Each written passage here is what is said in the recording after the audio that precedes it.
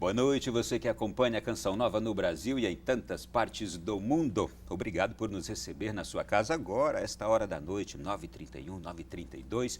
Nós estamos chegando aqui com Além da Notícia, hoje mais um tema importante, aliás, importantíssimo, talvez também de pouco conhecimento para você que nos acompanha, mas hoje o nosso objetivo aqui é esclarecer, trazer informações de um lado e de outro. O tema do programa é Jogos de Azar. Está em pauta no Congresso Nacional, nesses dias agora está sendo debatido. Há um monte de gente contra a legalização dos jogos de azar, mas há também uma porção de gente que está a favor. E por quê? Qual é o benefício ou não? Nós vamos conversar sobre tudo isso com dois especialistas que estão aqui em nosso programa, mas antes eu quero fazer a seguinte introdução. A expressão jogos de azar, para os efeitos penais, é definida como o jogo em que o ganho e a perda dependem exclusivamente ou principalmente da sorte. Hoje é uma contravenção penal determinada por decreto de lei, mas na semana passada, aqui em Brasília, 15 governadores se reuniram e defenderam a proposta de legalização dos jogos de azar. Segundo eles, a legalização visa arrecadar dinheiro para financiar o combate à violência, algo em torno de 12 a 18 bilhões de reais ao ano em impostos. Um projeto do senador Ciro Nogueira, do Partido Progressista, já teve relatório favorável do senador Benedito de Lira, do Partido Progressista também. Este relatório legaliza o jogo do bicho, bingo, videobingo, apostas esportivas e não esportivas e cassinos online ou em complexos de lazer integrados. O presidente do Senado admite que essa proposta é polêmica, mas que deve ser analisada. Já na Câmara dos Deputados, há um outro projeto pronto para ser votado, mas a visão do presidente da Casa, Rodrigo Maia, é diferente. Ele acredita que o caminho para resolver o problema da falta de dinheiro para a segurança passa primeiro pela reorganização das contas públicas com reformas de Estado. Pois bem, eu tenho aqui algumas outras opiniões. O procurador da Lava Jato, Carlos Fernando dos Santos Lima, disse em uma rede social que os jogos de azar são uma forma corriqueira de lavagem de dinheiro, geram corrupção e são dominados por máfias de jogos ilegais. A Associação Nacional dos Juízes Federais disse que o jogo de azar é um dos principais meios de lavagem de dinheiro no mundo. Dada a importância desse tema, é que nós propomos aqui um debate fundamentado, justamente por ser um tópico que provoca os ânimos e também pela falta de informação da população em geral. Eu, por exemplo, me sinto pouco informado sobre a questão. E por isso que nós vamos conversar aqui. Nós temos como convidados o Dr. Roberto Lacerre, coordenador do Movimento Brasil Sem Azar. Dr. Roberto, boa noite, bem-vindo. É um prazer estar aqui com vocês. Eu acho esse espaço aberto pela TV Canção Nova fundamental. Eu acho que passou da hora da população brasileira participar desse debate de uma maneira mais aprofundada. Assim como você, várias outras pessoas do Brasil, eu diria que a grande parte dos brasileiros não tem o menor conhecimento sobre esse assunto e vão sentir necessariamente, se aprovado for, e a torcida nossa que não seja, eles vão sentir na pele, efetivamente, as mazelas que o jogo de azar pode trazer para o Brasil. Pois bem, nós temos também Ana Paula Gatti Vital, que é diretora de operações da Abrabinks, Associação Brasileira de Bingos, Cassinos e Similares. Ana, você tem uma missão aqui difícil nessa noite, hein? Eu vi mais gente contra do que a favor. Você tem a missão de dizer por que a legalização dos jogos de azar é importante. Boa noite, Ronaldo. Boa noite aos presentes. Boa noite a você aí de casa. A missão não é tão complexa assim, porque tem diversos argumentos positivos relacionados à regulamentação de jogos, né? Considero muito importante, pertinente estar debatendo esse assunto aqui hoje, né? Existem projetos sendo pautados no Congresso Nacional e que estão em debate há mais de 20 anos. Então, é necessário, sim, que se tenha esse enfrentamento e o Brasil está preparado para esse momento. Pois bem, eu gostaria de saber, então, já quero ouvir justamente sobre isso, os fundamentos. Por que o senhor é contra, a senhora é a favor da legalização dos jogos de azar? Doutor Roberto. A gente pode começar pelo item que você quiser. São tantos itens que a gente pode fundamentar neste momento para nós sermos contrários, que eu vou, por exemplo, começar por turismo. Um dos fomentos, uma das argumentações, uma das fundamentações de quem quer legalizar o jogo no Brasil é dizer que o turismo ele vai ser fomentado, vai haver um aumento do fluxo de turistas no Brasil. Isso, na verdade, num estudo mais aprofundado, inclusive eu vou citar aqui, vou trazer alguns dados que são importantes. estudos mais aprofundados, inclusive do Banco Interamericano de Desenvolvimento, uma instituição conhecida mundialmente, eles dizem claramente que o Brasil não precisa de jogos de azar. Os dados dizem o seguinte, entre 95 e 2014, eles dizem que em países onde o jogo é legalizado, por exemplo, como Portugal, houve um aumento do fluxo de turistas da média de 98%. África do Sul, recentemente o jogo foi legalizado. Um aumento do fluxo de turistas da média de 114%. Média mundial, 124% em torno disso.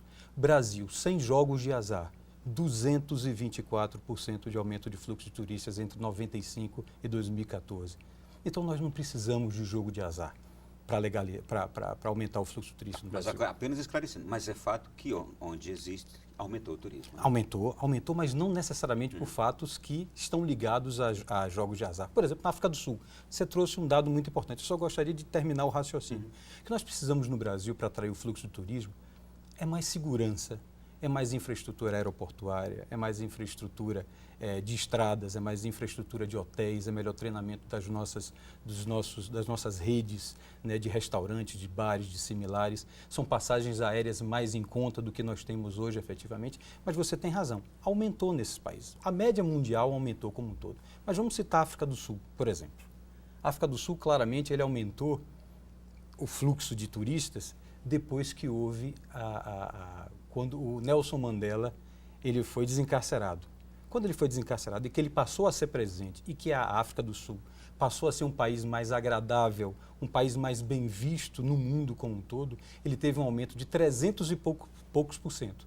Só depois, efetivamente, da questão do desencarceramento do Nelson Mandela. Antes, mesmo com os jogos de azar, eles não tinham esse fluxo de turistas. Então, não foi diretamente ligado, esse aumento de 114%, não foi diretamente ligado à questão dos jogos de azar. E sim uma questão pontual, que foi o desencarceramento e a abertura da África do Sul com a questão do apartheid, a diminuição daquele regime, né, cruel do apartheid. Então, pontualmente, essa é a questão da África do Sul, por exemplo. No aspecto do turismo, o senhor já abordou. Depois a gente pega outros aspectos. Sim. Ana, por favor. Ana Gatti, por favor. Vamos lá. Ronaldo, eu considero, não só eu como a Associação Brasileira de Turismo, por exemplo, que é muito importante, sim, a regulamentação dos jogos para fomentar o turismo de diversas regiões. Embora nós, como país, tenhamos uma dimensão continental, o nosso turismo ele não é explorado da forma como deveria. Né? Nós ainda estamos, por exemplo, em números distantes do potencial que temos. Né? Nós temos ainda leitos dentro do setor hoteleiro que não é ocupado de forma plena. Então, é possível sim o fomento do turismo através da regulamentação. E não é só apenas o fomento do turismo. Né? Quando a gente fala em regulamentação de jogos, não falamos apenas do jogo em si. Fala-se de uma cadeia produtiva que tem em torno dele. Né? E são diversos os setores que podem se beneficiar disso. Falamos do turismo porque é maior o impacto. Né? Mas quando falamos em jogo, falamos também em ciência e tecnologia, falamos no desenvolvimento de softwares, falamos também de restaurantes, falamos também de artistas que se apresentam em cassinos. Então, é uma indústria inteira, uma cadeia produtiva que se desenvolve em torno disso. Né? Nos Estados Unidos, por exemplo, que tem cassinos, resorts, por exemplo, não é o jogo em si a atividade central. São feiras, são eventos, é uma série de coisas que acontecem em torno disso. Mas não falo apenas do turismo. Né? Tem outras coisas favoráveis aí em relação à regulamentação. E eu me pauto principalmente pela questão da geração de empregos. Né? Quando a gente fala em regulamentação de jogos, a gente fala na abertura de 1 milhão de empregos. Bom, isso é um dado muito importante. Eu quero aprofundar essa questão e o motivo pelo qual 15 governadores estiveram reunidos aqui em Brasília na semana passada, pedindo a legalização dos jogos, eles argumentaram que é para se angariar em torno de 12 a 18 bilhões. Todavia, eu andei lendo aqui que, acho que foi a Anfip, ela disse que esta previsão de 12 a 18 bilhões, ela não é real, poderia se estimar em torno de 3 bilhões. Bom, mas eu vou principalmente no argumento. Utilização desse dinheiro, desses recursos para a questão da segurança pública. De que forma isso poderia ser revertido desse jeito? É apenas uma vontade, olha, vamos legalizar o jogo e vamos utilizar o recurso dele, os benefícios que ele gerar em segurança pública. Foi uma escolha utilizar em segurança pública? Não, eu acho que foi um oportunismo. Oportunismo, a palavra é essa. Se falou que iria ser direcionado para a Previdência Social, para a saúde. Agora, nós vivemos uma população extremamente assustada. Só se fala em segurança pública, só se fala em medo. A gente não sai mais sem estarmos preocupados com se vamos voltar para casa. São assaltos em ônibus, assaltos nas ruas, é uma violência contra a mulher. É uma coisa tão generalizada que agora o oportunismo diz que esse dinheiro tem que ser implantado ou empregado em segurança pública. Eu me lembro da CPMF. Todo mundo diz que a CPMF, que era o imposto do cheque, foi implantado, se não me engano, em 97 pelo governo Fernando Henrique. Ele seria implantado basicamente para salvar, a palavra era essa na época, eu já tinha 27 anos, a palavra era salvar a saúde no Brasil. Nós vimos claramente que a CPMF foi direcionada exclusivamente num determinado momento para produzir, fazer com que o Brasil não tivesse déficit primário. Ou seja, foi direcionado um dinheiro que era pautado. O dinheiro foi desviado daquela função para a qual tinha sido criado. A palavra é exatamente essa, desviado, ou seja, desviado da função da saúde, como eles disseram que era, e foi pautado e foi colocado exclusivamente para proteger o déficit primário do Brasil, ou seja, não permitir que o Brasil tivesse déficit primário, ou seja, fazer com que as contas brasileiras fechassem no azul. E a saúde pública, como é que nós estamos hoje? Eu pergunto ao seu telespectador, como é que nós estamos na saúde pública? E agora os jogos de azar estão sendo utilizados para dizer que esse dinheiro vai ser implementado na segurança pública. E aí eu faço uma pergunta a você e aos seus telespectadores. Já existe uma dotação orçamentária hoje, para o ano de 2007, de mais de R$1 bilhão no Ministério da Justiça para a questão de segurança pública. Só foram orçados efetivamente, apesar de 1 bilhão e pouco, só foram implementados 395 milhões. E os outros 600 e poucos milhões? Por que eles não foram implementados? Por que eles não foram colocados na segurança pública? E agora vai se inventar que o jogo de azar vai vir para a segurança pública? Isso, na verdade, é mais uma falácia e mais um oportunismo para aqueles que querem legalizar os jogos de azar no Brasil.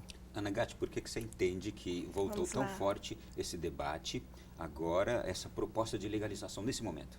Olha, eu entendo o pedido dos governadores em relação à segurança pública, né? Porque nós identificamos que há um caos referente ao tema no Brasil, né? Mas eu gostaria de compartilhar com vocês aqui alguns dados. Por exemplo, a Alemanha. A Alemanha, ela destina os recursos relacionados a jogos para áreas como esporte, cultura e educação, né? A Bélgica optou em utilizar os recursos para projetos relacionados a pessoas com deficiência, né? Algum tipo de deficiência. No Canadá, eles optaram por ações sociais. Nos Estados Unidos, ficou educação e saúde. Na Inglaterra, é esporte, saúde, ação social e artes. Ou seja, os países do mundo, eles dão destinações a esses recursos, né? E isso é uma decisão legislativa, né? Independente de onde for, mesmo porque o país, como necessidades são diversas, né? Independente da destinação que o projeto encaminhar para o recurso, é notório que nós temos necessidades nos mais diversos setores, né? E é uma possibilidade que tem esse setor, a regulamentação desse setor, em contribuir com 18 bilhões de receitas tributárias. E esse dado não é nenhum absurdo, né? Os cassinos, por exemplo, segundo o dado da Bloomberg, é a 12ª indústria mundial. Isso é uma coisa importante para considerar. E países desenvolvidos, eles costumam ter como arrecadação tributária uma porcentagem do PIB.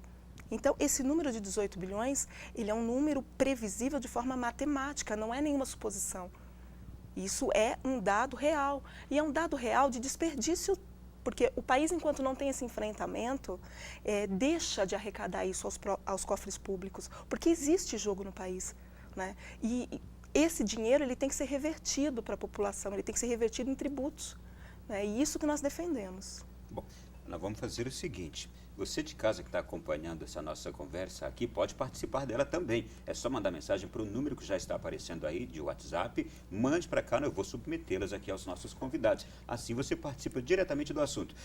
Eu tenho aqui que apresentar algumas preocupações de pessoas também que me falaram sobre o assunto. E no próximo bloco nós vamos apresentar essas preocupações. Vou pedir a Ana Gatti que nos responda, também ao Dr. Roberto Lacerre, e são coisas muito pontuais, mas que vale a pena você acompanhar aí. Aliás, ligue para outras pessoas agora, passe mensagem, peça para acompanhar esse programa aqui na Canção Nova, nesse instante. Depois do intervalo a gente retorna com esse bate-papo acalorado e também importante.